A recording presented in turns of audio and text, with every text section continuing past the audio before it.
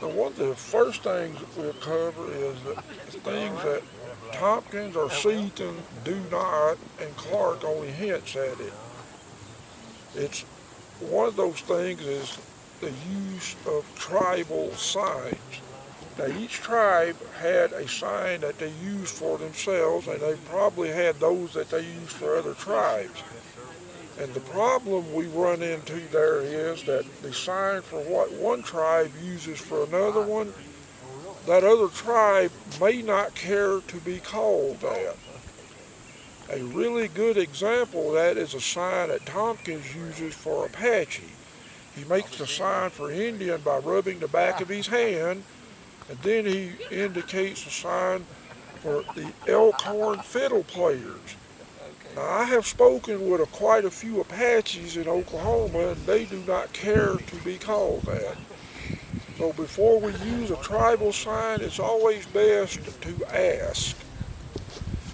And the other thing that's not really covered in those texts is the use of the index finger to point to someone.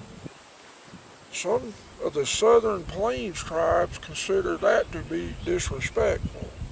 So if you must point, do it with either with your thumb or point to the person respectfully, not just stick your finger out there. So those are some of the taboos that neither of those texts cover.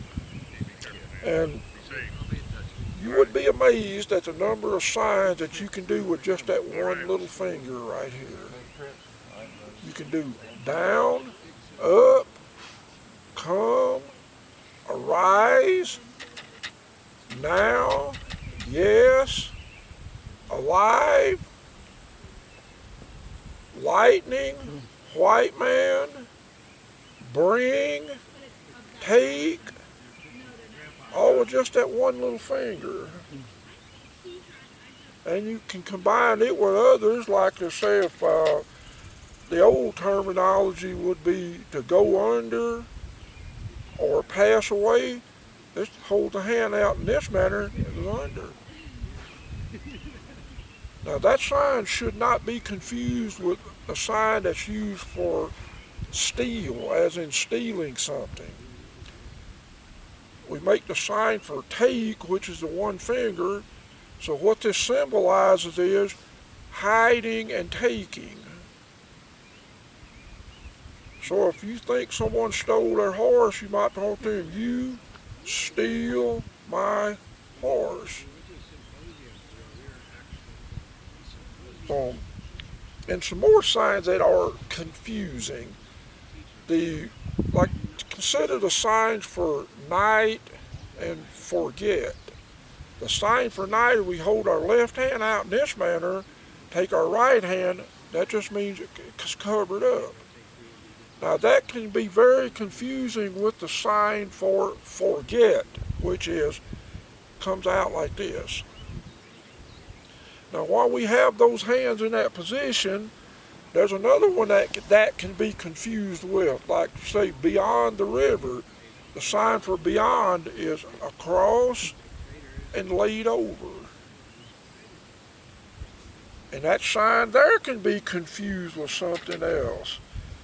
Where we do the across and like this for beyond, like the sign for another, which is take the hand over here and just bring it over like this. Like if you think that someone is not being truthful with you, you might look at him and say, you tell me another tall tale. Now if someone does that to you, they're questioning what you're saying. So you might want to think about what you're saying if they do that.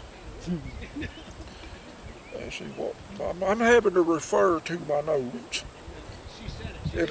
Another thing that gets really confusing in sign language is concepts of time. Tompkins uses the sign for time is the fingers in tandem like this. Now if we're talking about past or present, what I found it works best is think of the left hand as the present. Where is the action taking place in reference to the present? Is it taking place before the present, which would make it the past, or is it taking place after the present, meaning the future? So to keep that one straight, just remember, this is the present. Where's the action taking place? And along with that sign for time, if you're talking about in past action, how far back we pull the hand indicates how long in the past. Now if we're doing the sign for a long time, as we pull this hand back, we just shoot this one forward a little bit. Like if someone says, like if someone walks up and you go like, I see you, know, means I haven't seen you in a long time. And the times of day are told by the position of the sun in the sky. We start with the basic position for day, which is hold our hands off to the left like this, open them up, that's basic sign for day. Now whatever time of day we're talking about, that's indicated by the sign for sun. Like we do the day sign and hold the sun right there, that means morning. Noon, afternoon, and evening. The Indians didn't have watches. They probably would have been a decoration if they had. So it's done by the position of the sun. Now there's 3 other signs you can get just by adding one sign to that day sign. Say morning. Open the hand up right here. Now if we did that sign and added the sign to eat to it, we know we're talking about breakfast. Same thing for noon. Now the evening meal, that can be tricky depending on how we refer to the noon meal versus the evening meal. Like if someone said went like this and held up here at noon and went like this, oh, you're talking about lunch. Okay, say if they went over here and went like this, and someone said, you're talking about dinner, another person says, no man, I do that at lunchtime. So we got to get that dinner versus supper thing straight. And see what else we got here. And of course, like today could be like, you could say either day and now, or you could just say now. Now yesterday would be the night laid over. Now if we're talking about tomorrow, you make the sign for night and sunrise. So we got the night's gonna come and then the sunrise is gonna come. Now, I'm not sure that the Native Americans of the 1830s would have been aware of things like days of the week, but there's one manner in which some of them do refer to that. They refer to Sunday as the medicine day. So if we're talking about days of the week, we make reference to them and how many days before medicine day versus how many days after. Like today is Thursday. So that would be, you could say like today is 3 days before medicine day. Not that that would have meant much to a Native American of the time. And there's one little presentation I do at the museum there in Lawton. To start out with simple sentences and we add or switch words to them. Like if we were to come into camp, this morning, I mean, I could smell bacon and coffee all over the camp. It wasn't good. So if you smelled some food, somebody cooking something, and say you wanted some coffee, you walk up to the person, make the sign for a question. Now that can mean any question except why. Why is done the same way, but it's done a lot slower. So if you would ask the person if they had coffee, you would say, question, you have coffee. They would either go yes or no. And say if you drank your coffee and if the guy asked you, do you want food? So we got have versus want. He would look at you, question, you want food. Now say if we let's substitute coffee for tea.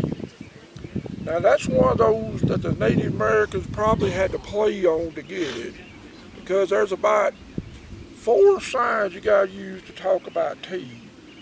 You make the sign for tree, leaf, drink, and good. Oh. Because I'm guessing by that combination of signs that the Native Americans were not too familiar with tea. And in fact, the sign that Tompkins uses for coffee, the grinder, what I've learned there is that a lot of the Native Americans, before they had coffee grinders, they would make the sign for coffee as the black medicine, meaning indicate color, point to something black, and then make the sign for medicine. What else we got here? Now, we're talking about trading. Money meant nothing to a Native American in 1830s. So to them, everything was trading. Except one guy had a bunch of horses, one guy had a bunch of mules. The horse guy might walk up to the mule guy and say, question, you want trade 1 mule for 1 horse?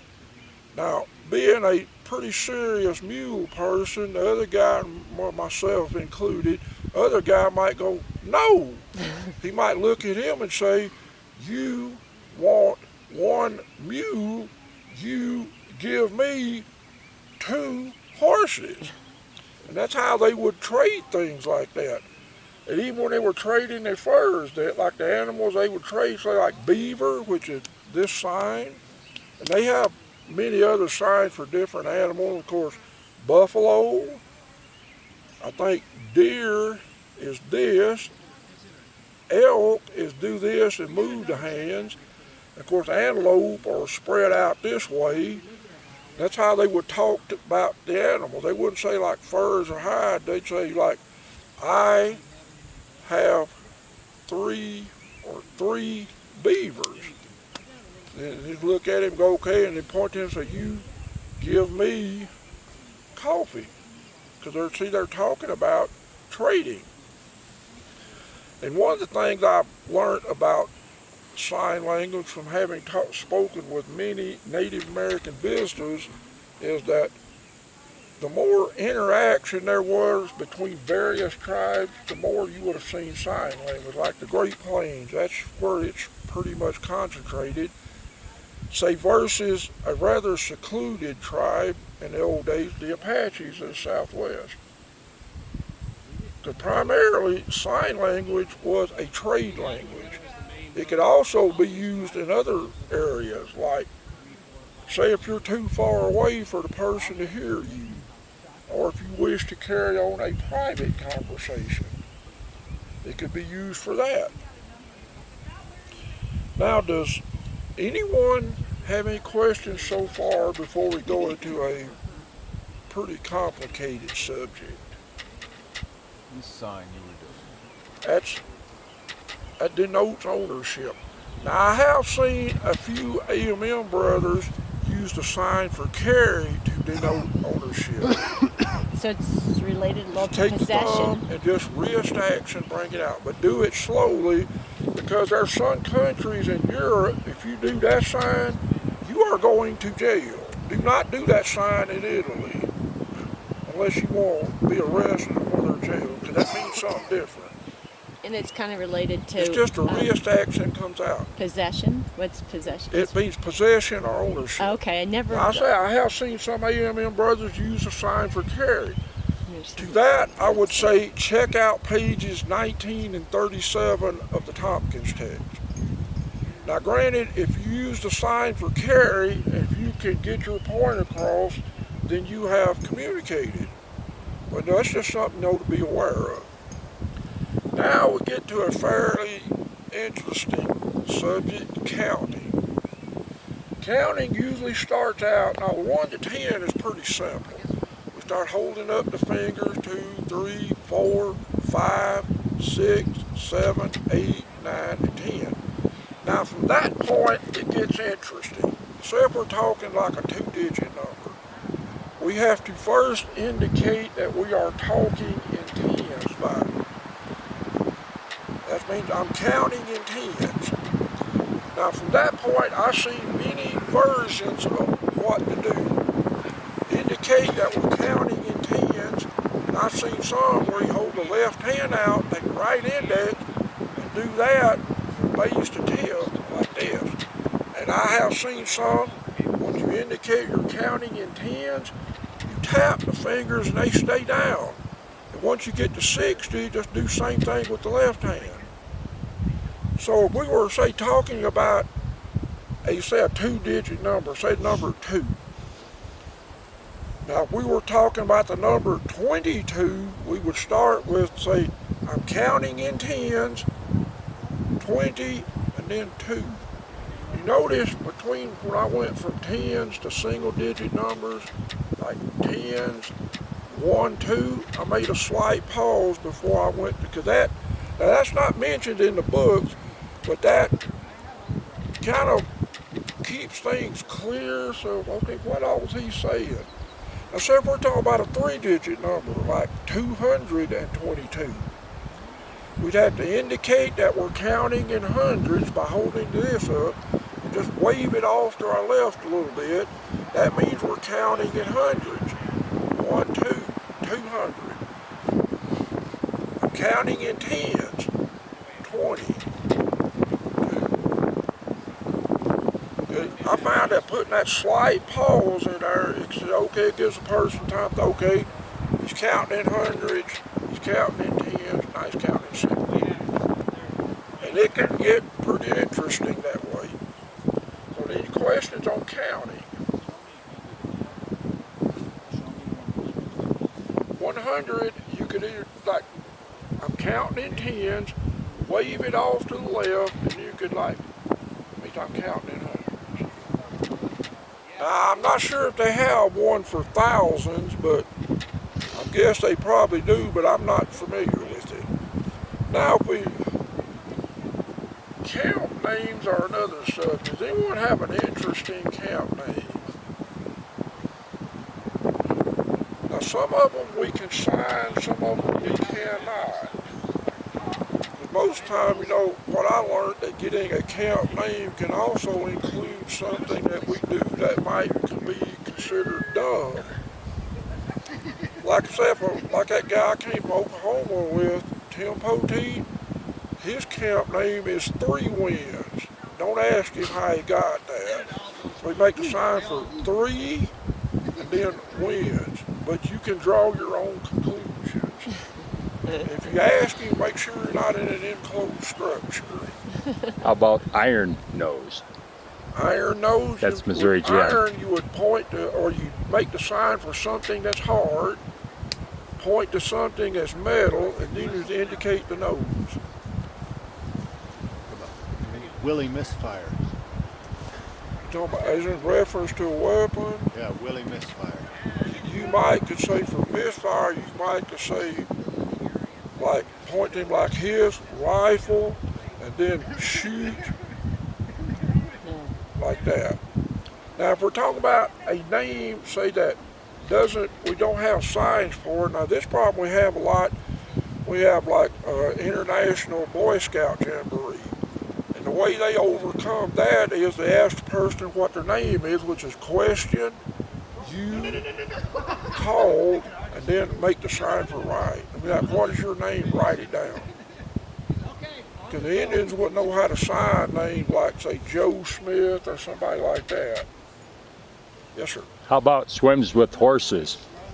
You're talking about Sunkasapa, right? You can say man for water swims with horses.